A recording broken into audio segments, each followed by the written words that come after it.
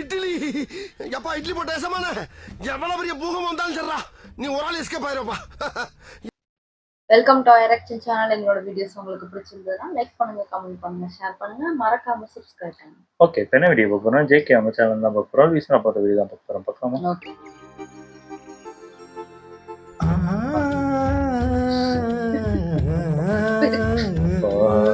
பாடாமே இருந்திருக்கலாம்.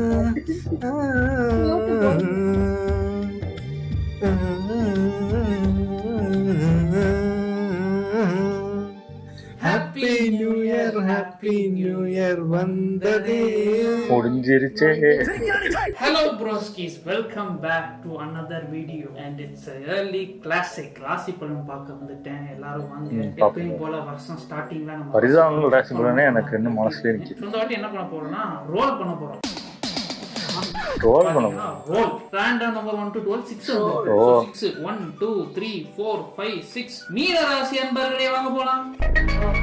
ஓஹோ, எனதருமை மீன ராசி அன்பர்களே, உங்கள் அத்தனை பேருக்கும் உங்கள் ஆத்மார்த்த ஜோதிடர் நங்கநல்லூர் டாக்டர் பஞ்சநாதனின் 2026ஆம் ஆண்டு ஹாப்பி நியூ இயர் நல்வாழ்த்துக்கள். மீனராசிக்காரங்களுக்கு 2026ஆம் ஆண்டு எப்படி இருக்க போகுது சொல்லுங்க. 2025ஆம் ஆண்டு முதல்ல எப்படிங்க இருந்துச்சு நமக்கு? பல மீனராசிக்காரங்க சார் வேலை விஷயத்திலேயே எனக்கு ஒரு பதட்டம் இருந்துகிட்டே இருந்துச்சு சார் அப்படின்னு சொன்னவங்க. ஹெல்த் ரீதியா சில ப்ராப்ளங்கள், ஏன்னா 7.5 சனி நடக்குது பாருங்க. 7.5 சனியா? மீன ராசி நண்பர்களுக்கு, மீன ராசி அன்பர்களுக்கு 7.5 சனி நடக்குது. செத்திங்க.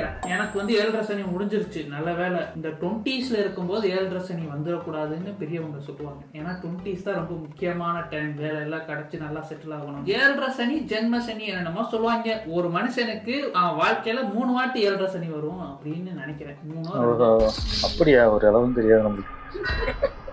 எனக்கு ஒரு வாட்டி வந்து போயிருச்சு. 7.5 சனினா நான் சனிக்கிழமை வர சனி. இப்ப நான் 7.5 சனியில இல்ல. மீனராசி அன்பர்கள் சேட்லி 7.5 சனி நடக்குது. அவங்களுக்கு ரொம்ப போட்டு தாளிப்பாரு. சரி பாப்போம். ராசியில சனி பகவான் உட்கார்ந்து இருக்கிறார். நல்ல சமணம் போட்டு உட்கார்ந்துட்டாரியா. அடுத்த 2 வருஷம் அங்கதான் இருக்க போறாரு. சனி பகவான் சமணம் போட்டு உட்கார்ந்துருக்காரு. மீனராசிக்காரங்களுக்கு இந்த ஆண்டு எப்படி இருக்கும்னா, லக்கணத்துல ராசியில இன்னைக்கு சனி உட்கார்ந்தாரோ உட்கார்ந்தனால வேலை சம்பந்தமான சிந்தனை தான் இந்த ஆண்டு முழுவதும் உங்களுக்கு இருந்துகிட்டே இருக்கும். சிந்தனை இருக்கும் மட்டும்தான் இருக்குமா? அப்படி தோணும், வேற வேலை மாறிக்கிடுவோமா, மாறிக்கிறோம். இருக்கிற இடத்துல ரொம்ப வருஷம் இருக்கு, போர் அடிக்குது அப்படி சிலர் சொல்லுவாங்க. எனக்கு இருக்கிற இடத்துல போர் அடிக்குது, வேற வேலை தேடிக்கலாமா. எவ்வளோ யோசிக்க வேண்டியிருக்கு பார்த்தீங்களா? மீனராசி அன்பர்களே, வேற வேலை தேடுறேன்னு சாகசம் பண்ணாதீங்க. ஆல்ரெடி நிறைய பேருக்கு வேலை போய்கிட்டு இருக்கு, வேலை கிடைக்கிறது கஷ்டமா இருக்கு. இந்த வருஷம் சாகசம் வேண்டாம். வேலை விஷயங்கள்ல இந்த ஆண்டு அவசரப்பட்டு எடுக்கக்கூடிய முடிவு நமக்கு சிக்கலை தரும். நான் சொன்னதான் இவரை சொல்றேன். அப்ப நிதானமா முடிவு எடுக்கணும். எந்த ஒரு முடிவும் வேலை விஷயத்துல நிதானம் முக்கியம். வேணாம்னு விட்டுட்டு வந்துடக்கூடாது. அவசரப்பட்டு முடிவு எடுத்தா நமக்கு சிக்கலாயிரும். ஓகே. அதே நேரத்துல எல்லாருக்குமே வேலையில சிக்கல் இருக்குமானா அப்படியெல்லாம் கிடையாது. உடனே மீன ராசியில சனி பகவான் எல்லாருக்குமே வேலையில சிக்கல் தான் எடுக்கக்கூடாது. இந்த ஆண்டு பலருக்கு ப்ரமோஷன் கிடைக்கும். இது சில பேருக்கு எப்படி ஒண்ணு இருக்கும்னா, ஒரு புதுசா ஒரு ப்ராஜெக்ட் ஒண்ணு கிடைக்கும், ஆனா வேலை ரொம்ப கடுமையா இருக்கும். எனக்கு ஒரு கேள்வி வருது. எடிட்டர் என்ன ராசின்னு எனக்கு தெரியாது. இது அவர் ராசியான்னு தெரியல. பாப்போம். வேலையில பிரச்சனை இருக்கக்கூடிய பலருக்கு வேற வேலை மாற்றம் நடக்கும். ஆபீஸ்ல நியாயமா கிடைக்க வேண்டிய ப்ரமோஷன் கிடைக்காம ப்ரமோஷன் லிஸ்ட்ல உங்க பேர் இல்ல, வருத்தப்பட்டுக்கிட்டு இருக்கிறீங்க பலர். வரும் அந்த ப்ரமோஷன் இந்த ஆண்டு கிடைக்கும்.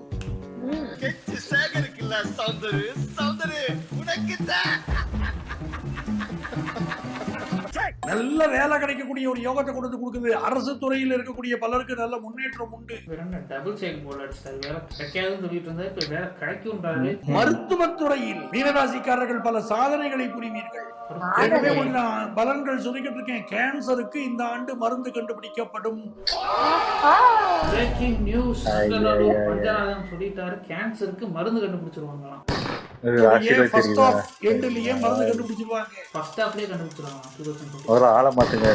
அதே போல மீனராசி வரக்கூடிய கணவன்மார்கள் நல்ல அன்பு பாசம் உடையவர்களாக இருப்பார்கள், கோபக்காரர்களாக இருப்பார்கள்.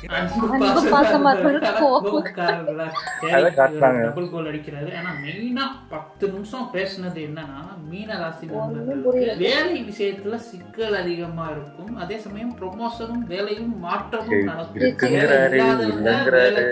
வேலையும் போடுவாங்க. கஷ்டப்படுவீங்க. வேலையில எல்லாத்தையும் இருக்கிறவங்கள சொல்லிட்டாரு. வேலையை விட்டு தூக்குவாங்க. அதனால வேலையை ஃப்ரீயா இருப்பாங்க, தேடுவீங்க. அப்படி ஆனா சில பேருக்கு ப்ரொமோஷனும் இதுல கிடைக்கும். கேன்சர்ல இது எல்லாமே மருந்து ஒரு கட்டி மனுஷனுக்கு நடக்கிற விஷயம் தான் வேலையில இருக்கும்போது. அதை தவிர பெண்களுக்கு புருஷன்மார்கள் அன்பாக இருப்பாங்க, ஆனா கோவப்படுவாங்க அப்படின்ற என்ன தெரியல, அது என்ன கணக்கு. நெக்ஸ்ட் ராசி போவோம். 5வது ராசி மகர ராசி என்பது கணேச சரணம் சரணம் கணேசா. இவருக்குள்ளவே போட்டுறீங்க. 2026ஆம் ஆண்டு எப்படி இருக்கு அப்படின்னு கிரகநிலைகளை நம்ம பார்க்க போறோம். ஒரு பிளஸும் இருக்கு, ஒரு மைனஸும் இருக்கும்ல. பிளஸ் இருந்தா ஒரு மைனஸ் இருக்கும்ல. இருக்கு என்ன பிளஸ் நமக்கு நடக்க போகுது அப்படின்னா, பிளஸ் இந்த வேலையை எதிர்பார்க்கக்கூடிய பலர் அந்நிய தேசத்துல எனக்கு வேலை வேணுங்க, நான் ஃபாரின் கண்ட்ரி போகணும், அங்கிட்ட எனக்கு ஒரு நல்ல வேலை வேணும் அப்படின்னு கேட்கறவங்களுக்கு இந்த ஆண்டு மிகச் சிறப்பாக வேலை கிடைக்கும். ஃபாரின் போறீங்க மகர ராசி நண்பர்களே. வேலைக்கு மட்டும்தான் வெளிநாட்டு வாய்ப்பு இருக்கா? பிசினஸுக்கு, இந்த படிப்பு படிக்கணும்னு நினைக்கிறோம், படிப்புக்கு அதுக்கெல்லாம் வாய்ப்பு இருக்காங்க. இதுல சொல்ற மாதிரி சொல்றேன், நாங்க என்ன 10 பேர் தற்காலம் படிக்கணும்ன்ற மாதிரி. 12ஆம் இடத்துல உட்கார்ந்து இருக்கிறதுங்க. 10ஆம் இடத்தின் அதிபதி மட்டுமல்ல, புதன் பகவான் இருக்கிறார், சூரிய பகவான் இருக்கிறார், செவ்வாய் பகவான் யாரு எங்க இருந்தாலும் கேட்டுக்கப்பான் உட்கார்ந்து இருக்கிறாரு. ஆகவே வெளிநாட்டுல சென்று படிக்க வேண்டும் என்று விரும்பக்கூடிய மாணவர்கள் எல்லாம் வெளிநாட்டு போவீங்களா? மகர ராசிக்காரங்க படிக்கவும் வெளிநாட்டு போறீங்க, வேலைக்கும் வெளிநாட்டு போறீங்க. வெளிநாட்டுலயே போயிருங்க, இந்தியனா இருந்துட்டு ஏரோப்ளேன் ஆஸ்திரேலியா. வெளிநாட்டுல ரொம்ப வருஷங்கள் இருக்க முடியாத சூழ்நிலைகள் வரப்போகுது. ஆகவே இந்திய தேசத்திற்கு வர வேண்டும் என்கிற எண்ணத்திலேயே இருங்கன்னு சொல்லிக்கிட்டு இருக்கோம். இப்ப போக சொல்றீங்க, வலியுறுத்தி சொல்றேன். வெளிநாடு போகணுங்கிறவங்களுக்கு நல்ல வாய்ப்பு கூடி வரப்போகுது. போயிட்டு வரணுமா? ஆனா அது நிரந்தரம் நீங்க எடுத்துக்கிட வேணாம். ஏன்னா அடுத்தடுத்து வரக்கூடிய காலகட்டங்கள், அடுத்தடுத்து வரக்கூடிய வருஷங்கள். அதான் மகர ராசி போவீங்க, வந்துருவீங்க, போவீங்க, ஆனா வந்துருவீங்க. ஏன்னா அந்த ட்ரம்ப் ஏதாச்சும் பண்ணுவான், அந்த மாதிரி விஷயங்கள் நடக்கும்ன்றாரு. ரேசிசம் பத்தி இவருக்கும் தெரிஞ்சிருக்கு. இந்திய தேசம் தான் உங்களுக்கு பாதுகாப்பான தேசம்ங்கிற ஒரு சூழ்நிலையை கொண்டு வந்துகிட்டு இருக்கு. அதை நீங்க மனசுல வச்சுக்கிடணும். பரவாயில்ல, இவருக்கும் தெரியுது இந்தியன்ஸ் என்னென்ன ஃபேஸ் பண்றாங்க. இதுதான் நமக்கு சேஃப் ஆக்சுவலி சேட்லி. 2026ஆம் ஆண்டு அப்பாவுடைய உடல் நலத்துல மிக அதிக கவனம் எடுக்க வேண்டிய ராசியாக மகர சொல்லுங்க. மகர ராசி இருந்து பேசிட்டு ஒரு 5 செகண்ட் கேப் டென்ஷன் ஆகக்கூடிய மகர ராசி நண்பர்களுக்கு வாய்ப்பு இருக்கு. மகர ராசிக்கு 2 முக்கியமான பாயிண்ட் தான் சொல்றாரு. ஒண்ணு ஃபாரின் போயிடுவீங்க, வேலைன்றதை விட ஃபாரினுக்கு தான் வேலைக்கு போவீங்க, ஃபாரினுக்கு தான் படிக்க போவீங்க, ஆனா மறுபடியும் வந்துருவீங்க. வீரன் தன் கோட்டைக்கே திரும்பினார்.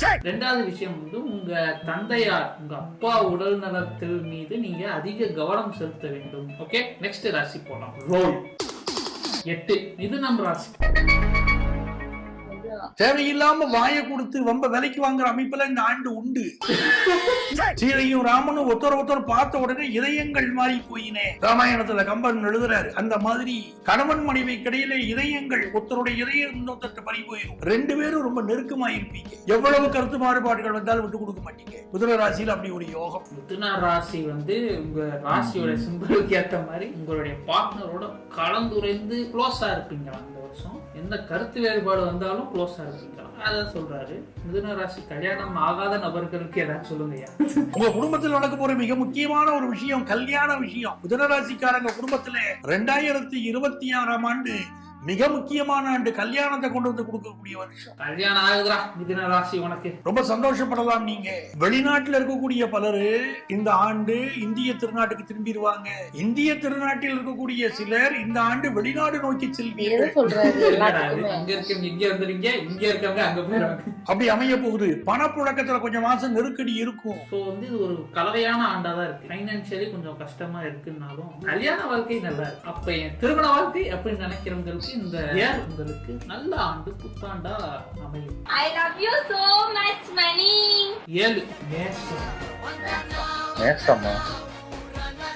நெஞ்சிற்கினிய மேஷ ராசி அன்பர்கள் பூர்வீகத்தில் நமக்கு வர வேண்டிய சொத்தை கரெக்டா கொடுத்துருவாங்களா, அப்பா நமக்கு சரியா பண்ணிடுவாரா, அண்ணன் தம்பியினால பிரச்சனை வருமா, இப்படின்னு சொத்து சம்பந்தமாக உங்களுக்கு என்ன மனக்கவலைகள் இருந்தாலும் நீங்க தைரியமா இருக்கலாம். நல்ல முறையில சொத்துக்கள் வந்து சேரும். சொத்துக்கு வெயிட் பண்றவங்களுக்கு சொத்து வந்து சேருமா, புதுசா சொல்லியிருக்காரு. 2025ல எஜுகேஷன் ரீதியாக உங்களுக்கு இருந்த பிரச்சனைகள் இப்பொழுது நிவர்த்தி ஆகும். 2026 உங்களுக்கு யார் தடையா இருந்தாங்களோ அந்த தடை செய்தவர்கள் விலகி போயிடுவாங்க. மேஷ ராசிக்கு எவன் தடையா இருந்தாலும் அவெல்லாம் ஓடுறாங்க. இந்த அங்காளி பங்காளி அண்ணன் தம்பி பிரச்சனை எல்லாம் வந்து தடையெல்லாம் நீங்கி வந்து சொத்து பிரச்சனை எல்லாம் சொத்து கிடைச்சிருன்றாங்க. அதே மாதிரி படிப்புல எவனாச்சும் இறந்தல் பண்றாங்கன்னா தடையெல்லாம் உடைச்சு தடை அதை உடைன்ற மாதிரி மேச ராசிகளுக்கு இந்த வருஷம் ஃபுல்லா தடையெல்லாம் உடையுது. அதுதான் உங்களுடைய ராசி. அப்ப வந்து 2025 அவ்வளவு கேவலமா இருந்திருக்கு. 2026 அதோடைய இது கன்சலேஷன் பிரைஸ் மாதிரி இங்க எந்த பிரச்சனையும் இல்ல. இப்ப இந்த வருஷம் சால்வ் ஆகும். அடுத்தடுத்து இப்ப எனக்கு தனுசு ராசி வரணும். என்ன நம்பர்?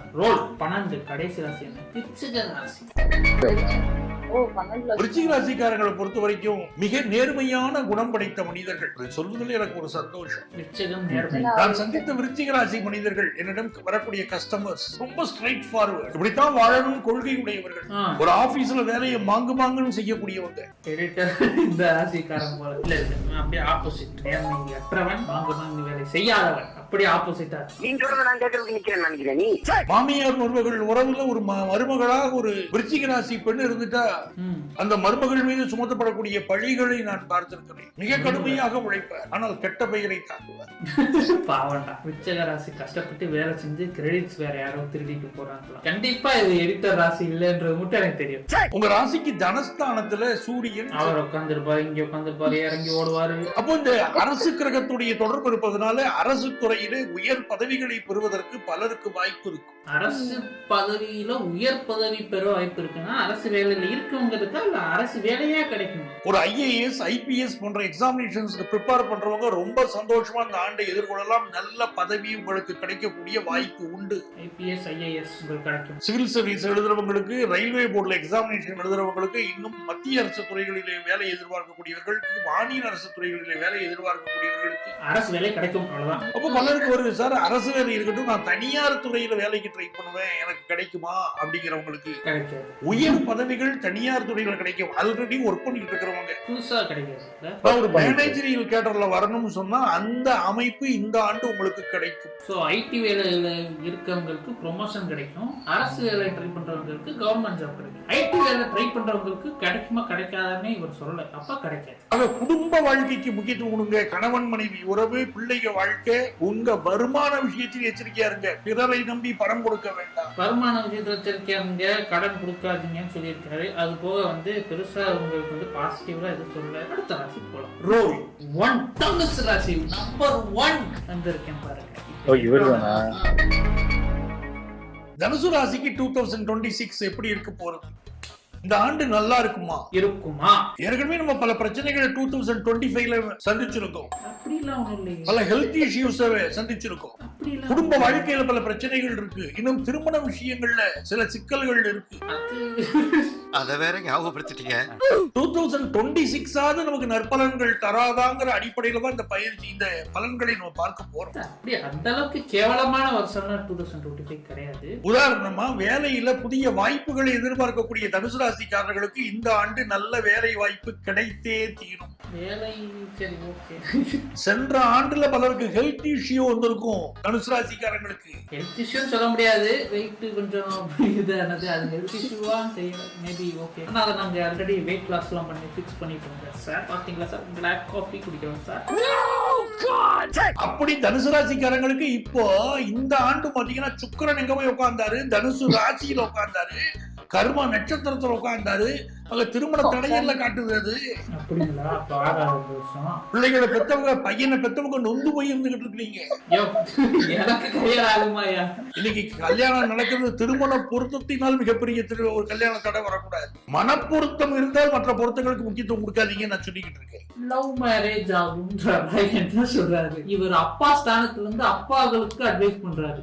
எனக்கு ஆகுமா ஆகலையான்னு சொல்ல மாட்டாரு. உங்க பையனுக்கு நீங்க வந்து பண்ணி வச்சிருங்க, உங்க பொண்ணுக்கு பண்ணி வச்சிருங்க, இந்த மாதிரி எனக்கு ஆகுமா ஆகல. நான் ஒரு பையன். அப்போ என் திருமண வாழ்க்கை, அப்போ நீங்க வந்து மனப்பொருத்தம் இல்ல அப்படின்னா அந்த வாழ்க்கையில ஒற்றுமை வருவதில்லை. எல்லா பொருத்தங்களையும் விட உயர்ந்த பொருத்தம் மனப்பொருத்தம். இப்போ இந்த ஆண்டு பலருக்கு பாத்தீங்கன்னா காதல் திருமணம் கைகூடி வரும். தனுசு ராசி என்பவர்கள் பலருக்கு இந்த ஆண்டு காதல் திருமணம் கைகூடி. ஃபைனலி சரி போதும். நீங்க எவ்வளவு நேரம் 15 நிமிஷம் பேசி மாத்தி கீத்து அவன் இங்க உட்கார்ந்து இருக்கான், அங்க இருந்து இங்க வரான், போன வருஷம் அது ஆச்சு இது ஆச்சு எதுவுமே ஆகல, இந்த வருஷம் எனக்கு லவ் மேரேஜ் நடக்கும்னு சொல்லியிருக்காரு. பாப்போம் யார் 2 பேரும் நடந்துச்சா இல்லையா. ரோல் 9 யாரு ரிஷபராசி. தாய் பாசம் அதிகம் இருக்கக்கூடிய ஒரு ஆண் ரிஷபராசிக்காரங்களுக்கு தாய் பாசம் மிக அதிகமாக இருக்கும். எந்த துறையாக இருந்தாலும் இந்த துறையில நீங்கள் சாதனை புரியணும்னு துடிப்பீங்க. இந்த சாதனை புரியணும் எல்லாரும் துடிப்பாங்க, சாதனை பண்ணுவாங்களா அதான் கேள்வி. ஆபீஸ்ல மேனேஜரால பிரச்சனைகள் இருக்கும், உயர் பதவியில் இருப்பவர்களால் சிக்கல்கள் இருக்கும், அவங்க எல்லாம் நீக்கப்படுவோம். அதெல்லாம் நீங்க கொஞ்சம் கவனமா எடுத்துக்க வேண்டிய விஷயம். ஒரு ஆண்டு பலன் சொல்லும் போது உங்க ஹையர் அபிஷியல்ஸ் கொஞ்சம் கவனமா இருங்க, இல்ல வேலையை விட்டு தூக்கிடுவாங்க அப்படின்ற மாதிரி சொல்றாரு. அது போக தாய் பாசம் வந்து இந்த வருஷம் அதிகமா இருக்கும். அது போக அவங்களுடைய ஹெல்த் வந்து மதர்ஸ் ஹெல்த் வந்து நீங்க பார்க்கணும். ஃபுல்லாவே நெகட்டிவ் தான் சொல்லியிருக்காரு, அதாவது பாசிட்டிவ் சொல்லுங்க. பெண் கிடைக்கிறது பெரிய குதிரை கொம்பா போயிருச்சு. உங்களுக்கு எல்லாமே நெகட்டிவ் தான்டா ரிஷபராசி. பெண் கிடைக்கிறதுல பிரச்சனை, வேலையில பிரச்சனை, ஹெல்த்ல பிரச்சனை, வேற என்ன சொன்னாரு, எல்லாமே பிரச்சனை. Any problem sir? எல்லாமே ப்ராப்ளம் தான் சார். ரோல் 11 துலாம் ராசி. மறந்துட்டாரா? காசு பணம் நல்லா வேணுங்க, எனக்கு 2026 நல்ல காசு பணம் வருமாங்க அப்படின்னு கேக்குறாங்கன்னா, காசு பணம் வருமா?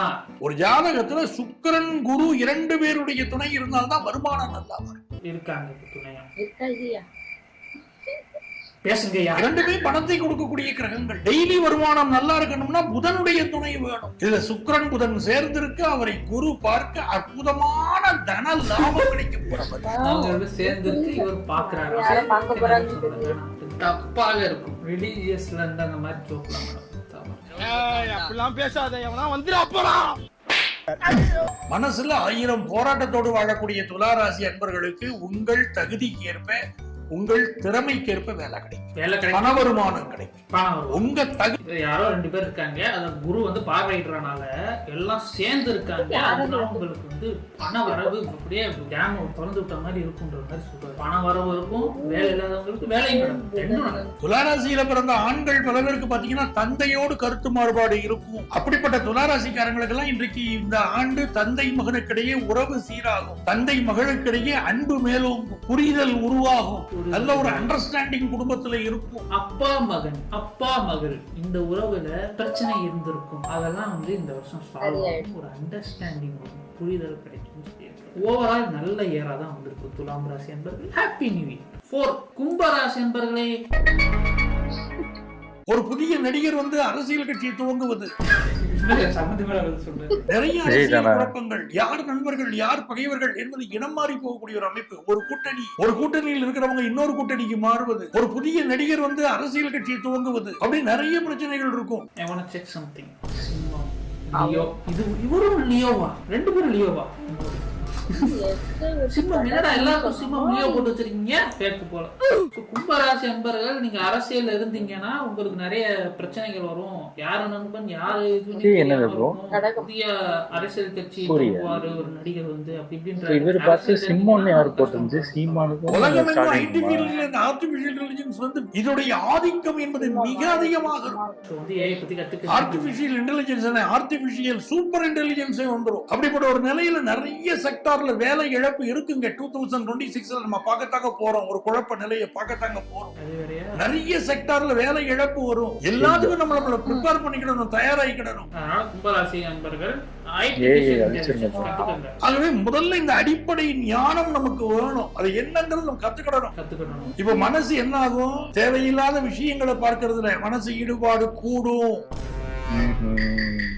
தவறான சிந்தனைகள் தோணும். கும்பராசி நெகட்டிவ்டா உங்களுக்கும் ஏதோ தவறான வீடியோஸ் பாப்பீங்களாம், அது ஒண்ணு. அப்புறம் அரசியல்ல இருக்கவங்களுக்கு எல்லா சைட்ல இருந்து எவன் நண்பன் எவன் எதிரின்னு தெரியாத அளவுக்கு கஷ்டமா இருக்கும்ன்றாரு. ஐடி செக்டார்ல இருக்கவங்க ஏஐ இதை வந்து கத்துக்கிறேன்னா வேலை போயிருன்றாரு. ஐடி செக்டார்ல யாரா இருந்தாலும் ஏஐ கத்துக்குங்க இல்லைன்னா வேலை போயிருன்றாரு. அது போக வந்து காசு எவ்வளவுதான் வந்தாலும் எப்ப ஒரு செலவும் வேற உங்களுக்கு இருக்குன்றாரு. ஒரு பாசிட்டிவான விஷயம் கூட சொல்லல. கும்பராசி பார்த்து இருந்துக்கு. ரோல் 1 டன் 2 கடகம்.